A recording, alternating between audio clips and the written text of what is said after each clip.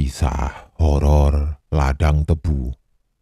Sebuah cerita horor dari akun Twitter nyata @nyata74042956 yang berkisah tentang pengalaman perjalanan horor naik mobil melewati ladang tebu.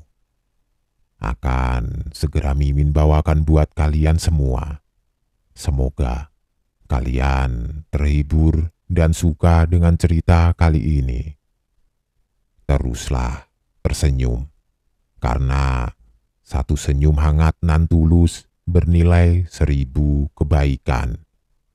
Selamat beraktivitas, sehat selalu, dan selamat menyimak kalau kalian berani.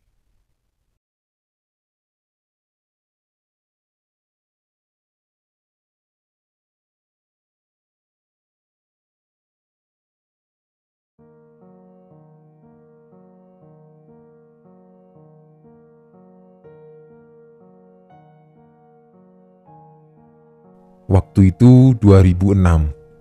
Mbak Leni merupakan ibu rumah tangga.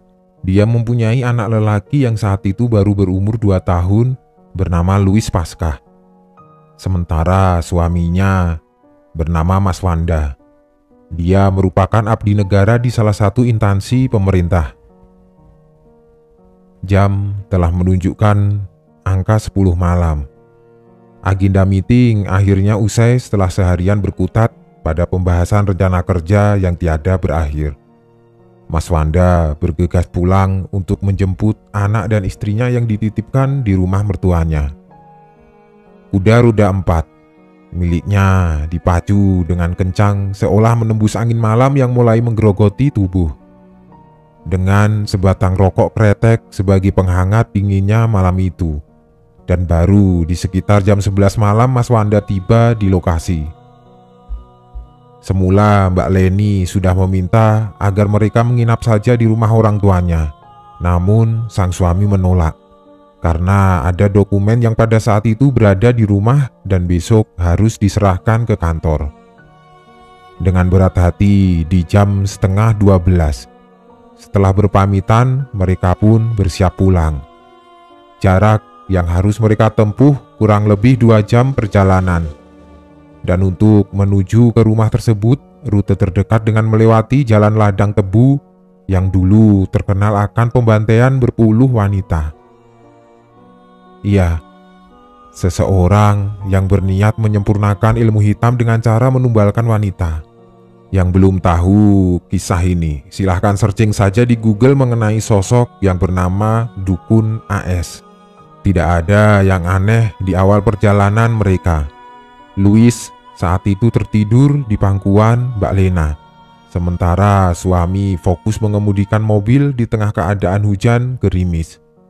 Hingga setengah jam perjalanan, hal ganjil mulai menghampiri. Dimulai dari musik radio pada saat itu hanya bisa mendapatkan satu saluran, dan itu memutar lagu lawas era 80-90-an saja. Sementara saluran lain entah memang tidak dapat frekuensi atau memang tidak nonstop siaran. Karena hanya saluran tersebut yang ada pada saat itu yang masih memutarkan musik. Ditambah dengan jaringan yang jernih. Ya sudah, mungkin yang 24 jam hanya itu yang ada di pikiran mereka. Mbak Leni masih terjaga menemani sang suami dengan perbincangan santai, sembari antisipasi agar suami tidak terlelap. Keadaan jalan gelap dengan hujan gerimis yang belum juga berhenti. Kehangatan obrolan tidak berlangsung lama. Radio yang tadi nonstop memutar lagu lawas tiba-tiba kehilangan frekuensi. Tahu kan suara radio kalau tidak ada sinyal? Shhh. Belum sempat tangan Mas Wanda memutar tunnel frekuensi, siaran tersebut kembali lagi. Tapi tidak dengan musik lawas, melainkan suara wanita menangis yang berkata, "Tolong." Sontak hal itu mengagetkan Mas Wanda dan Mbak Leni. Bahkan Louis yang pada saat itu tertidur di pangkuan Mbak Leni tiba-tiba menangis menjerit. Dan pada saat itu, Mas Wanda auto menginjak rem. Tangannya bergegas mematikan radio. Dari penuturan Mas Wanda butuh hampir 2 menit tip itu mati. Padahal Mas Wanda sudah menekan tombol off berkali-kali. Selama itu juga, suara minta tolong bergema di dalam mobil mereka. Suasana semakin mencekam. Tak kala mesin mobil yang tiba-tiba mati, beriringan dengan itu juga suara minta tolong pun menghilang. Terasa hening, dan mereka baru tersadar telah memasuki kawasan ladang tebu yang terkenal dengan keangkeran maupun begalnya. Mbak Leni merinding, tangannya memeluk erat sembari menidurkan Louis kembali. Mbak Leni berkata kepada suaminya, "Kok sudah sampai sini kita, Mas? Bukannya tadi masih tengah kota?" Hal yang sama juga disampaikan Mas Wanda, karena tadi dia juga merasa belum memasuki kebun tebu ini. Walaupun ada perasaan was-was, Mas Wanda tetap mencoba menenangkan istrinya dengan berkata, "Tidak ada apa-apa," sembari tangannya terus mencoba menstarter mobil. Hujan masih turun dengan syahdu. Mas Wanda sendiri tidak berani untuk turun dan mengecek mesin, selain memang dia tidak paham soal mesin. Kondisi saat itu sedang hujan ditambah jalanan yang memang gelap dan terkenal akan keangkeran dan kriminalisme. Belum sempat jantung mereka berdetak normal, keganjilan kedua pun terjadi. Dari arah kiri perkebunan tebu, terlihat 3 bocah berumur 4 atau 5 tahun keluar dari celah-celah tebu. Tanpa menggunakan baju, hanya celana dalam hitam menempel di badan mereka. Kata Mbak Leni, seperti tuyul. Mas Wanda sontak beristighfar. Dia berkata kepada Mbak Leni, "Jangan dilihat, Dek, karena mitosnya bila kita melihat, apalagi menyapa mereka, dianggap sebagai ajakan untuk ikut pulang bersama kita." Mbak Leni mulai menangis ketakutan, sembari membaca doa. Apalagi pada saat itu Louis tidak henti-hentinya menangis. Dari penuturan sang suami, 3 tuyul tersebut bermain di tengah jalan. Tawaria mereka menggema selayaknya anak-anak yang sedang mandi hujan. Mereka berkejar-kejaran, tertawa, dan seolah mengajak untuk ikut bermain. Rona wajah mereka pucat, samar di bagian bibir, seperti ada borok dan tetesan darah yang mengalir. Salah satu dari mereka terlihat menepi dan mengangkat sesuatu dari selokan yang ada di sana. Tuyul itu berlari ke arah mobil mereka sambil menenteng kepala manusia yang sudah hancur. Kepala itu dilempar ke arah mobil hingga menghantam kaca mobil. Kepala itu bergelinding di depan hadapan mereka. Tampak wajah wanita hancur lebam serta menjijikkan dari potongan kepala itu. Mbak Leni semakin histeris, begitu juga Mas Wanda yang terus beristighfar sembari memaksakan mobil agar segera menyala. Mbak Leni hanya bisa menangis dalam lantunan doanya. Dia menutup mata sembari memeluk Louis dengan erat. Di tengah rasa putus asa, akhirnya mobil entah bagaimana ceritanya dapat hidup kembali. Tanpa pikir panjang, Mas Wanda langsung menginjak gas sedalam-dalamnya. Dia hanya berpikir bagaimana cara untuk sesegera mungkin meninggalkan area tersebut serta tidak menghiraukan 3 bocah tuyul yang ada di depan mereka. Mas Wanda bisa dikatakan menabrakkan ke arah mereka. Namun, anehnya, mobil seperti menembus raga mereka. Tidak sedikit pun Mas Wanda menoleh spion untuk memastikan apakah mereka masih mengikuti atau tidak. Mas Wanda hanya fokus melihat ke arah depan. Belum lama mereka meninggalkan tuyul itu. Lagi-lagi terdengar suara seperti sesuatu terjatuh dan menghantam bagian atas mobil. Mas Wanda dan Mbak Leni kembali histeris dan berteriak kaget. Apalagi ketika mereka sama-sama melihat dari spion di dalam mobil bahwasanya ada penumpang lain di bangku belakang. Tidak hanya satu. Tapi dua wanita dengan wajah sangat hancur dan berlumuran darah. Sontak Mas Wanda langsung menaikkan kaca spionnya sehingga dia tidak harus melihatnya. "Kami hanya mau pulang. Tolong jangan ganggu kami," kata Mas Wanda saat itu. Perjalanan terasa sangat hening. Mbak Leni tidak berani berbicara, apalagi menoleh. Sementara Mas Wanda hanya fokus memandang ke depan memastikan mobil berjalan dengan aman. Dari hal terakhir ini, tidak ada keganjilan, dan mereka akhirnya selamat tiba di rumah. Menariknya, setiba mereka di lokasi, azan subuh terdengar berkumandang. Dengan kata lain, perjalanan ini memakan waktu hampir 5 jam, jauh dari estimasi seharusnya. Awalnya hanya 1,5 atau sampai 2 jam saja. Semenjak kejadian itu, baik Mbak Leni maupun Mas Wanda tidak pernah mau lagi pulang larut malam dengan melintasi area tersebut. Cerita angker lainnya mengenai daerah tersebut juga aku dapatkan dari pengalaman pribadi teman baikku yang rumahnya juga dekat dengan rumah mbakku. Cerita kedua ini berasal dari temanku bernama Ido. Ido ini selesai masa SMA, pergi merantau ke Jakarta dan baru di tahun 2008 atau tepatnya 2 tahun pasca SMA, dia kembali ke tanah kelahirannya yaitu kota Medan tercinta. Awal kisah dimulai dari acara reuni yang diselenggarakan dadaan. Jujur, aku pribadi enggan untuk ikut serta, mengingat hujan turun dengan derasnya membasahi kota Medan.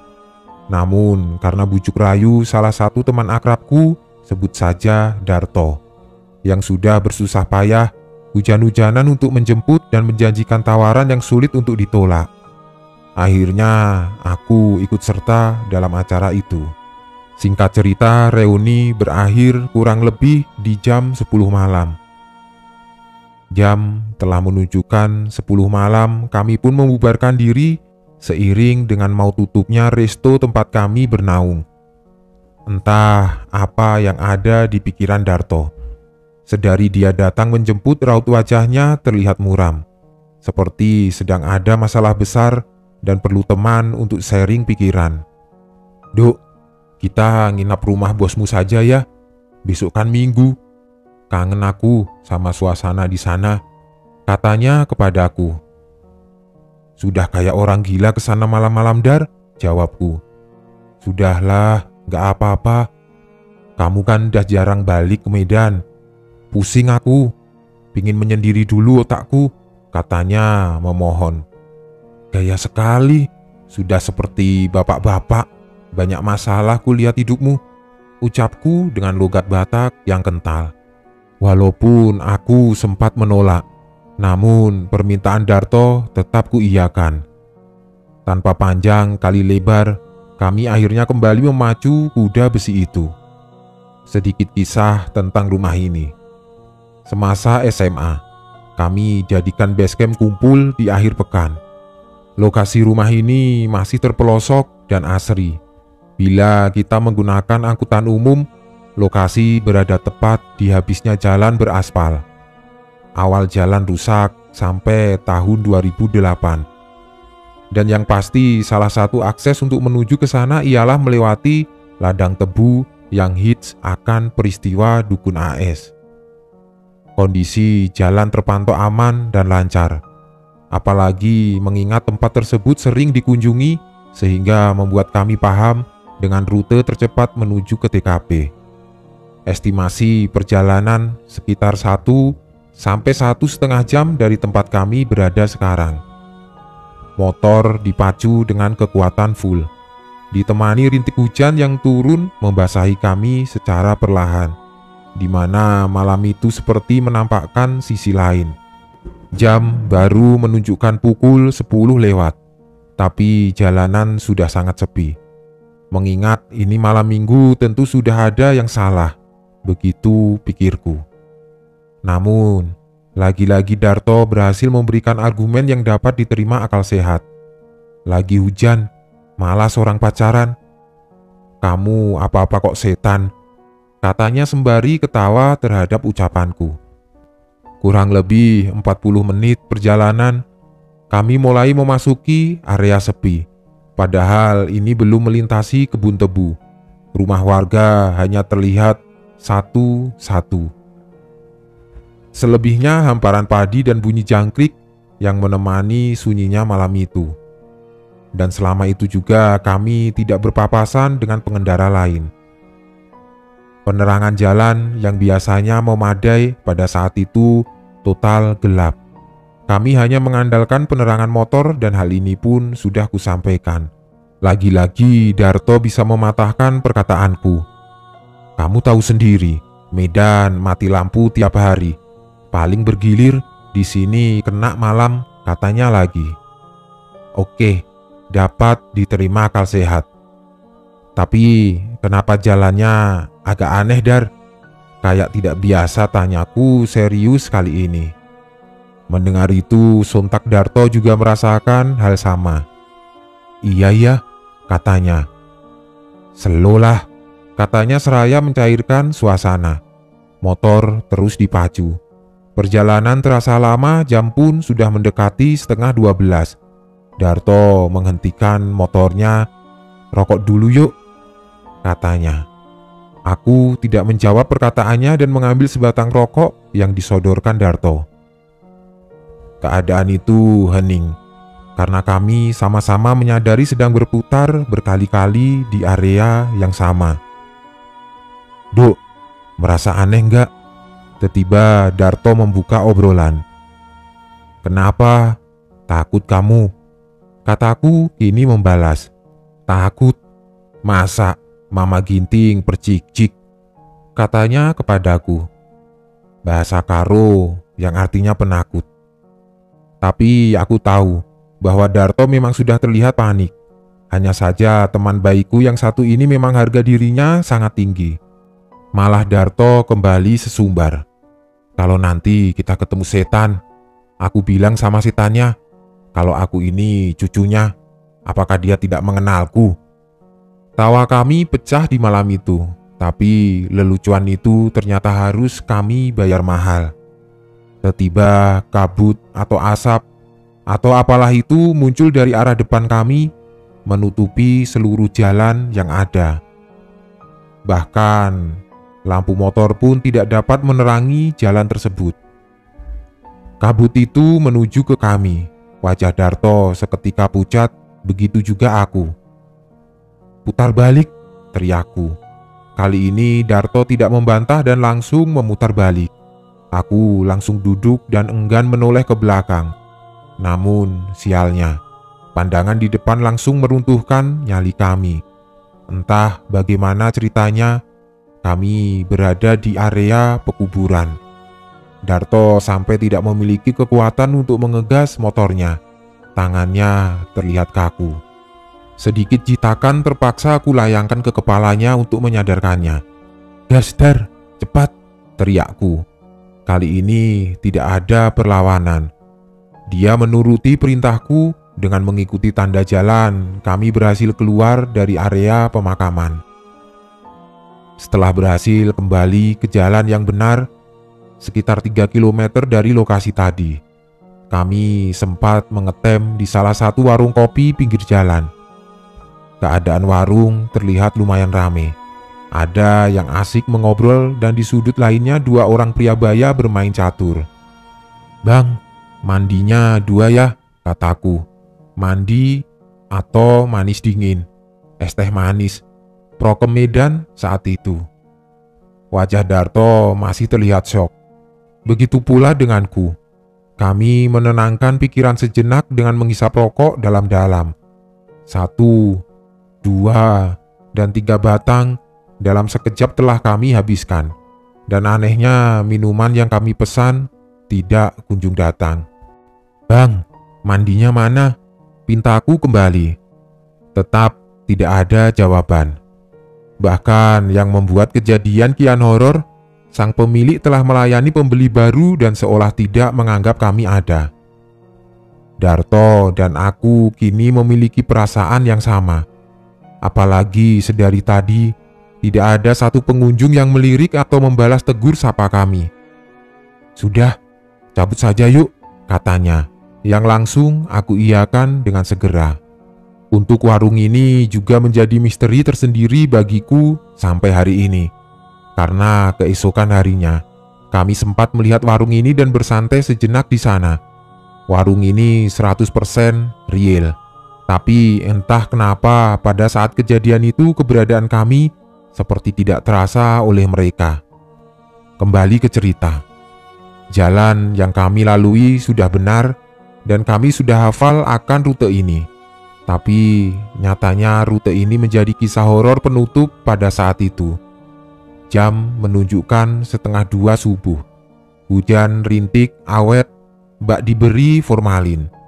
Keadaan semakin dingin dan akhirnya kami akan segera sampai ke lokasi. Hanya saja sebelum menuju lokasi kami harus melewati ladang tebu nan horor.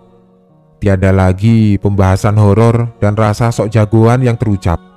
Kami hanya saling berbicara soal kegiatan di universitas masing-masing. Sampai omongan kami terhenti oleh tawa 3 orang anak-anak. Hampir jam 2 subuh dengan keadaan gerimis berada di ladang tebu. Mereka asik bermain di pinggir jalan, jelas di hadapanku.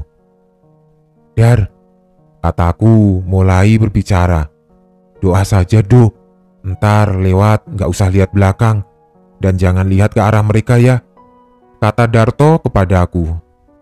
Dari penuturan Ido, sosok bocah tersebut sama dengan penuturan Mbak Leni dan suaminya Mas Wanda.